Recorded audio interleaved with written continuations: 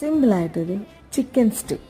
ചൂടായ വെളിച്ചെണ്ണയിലേക്ക് പട്ട, കരയാമ്പു, ഏലക്ക, പെരിഞ്ചീരകം ചേർത്ത് ചൂടാകുമ്പോൾ ഒരു സവാള, 10 വെളുത്തുള്ളി അല്ലി, 2 പച്ചമുളക്, ഒരു ചെറിയ കഷ്ണം ഇഞ്ചി ചതച്ചത്, ഉപ്പും ചേർത്ത് വാടുമ്പോൾ മീഡിയം സൈസ് 2 ക്യാരറ്റ്, ഒരു ഉരുളക്കിഴങ്ങ്, 1/2 കിലോ ചിക്കൻ പീസസ്, ഉപ്പും ചേർത്ത് തേങ്ങയുടെ 1/2 കപ്പ് രണ്ടാം പാലും ചേർത്ത് അടച്ചു വെച്ച് 8-10 മിനിറ്റ് ചെറുതീയിൽ വേവിക്കണം.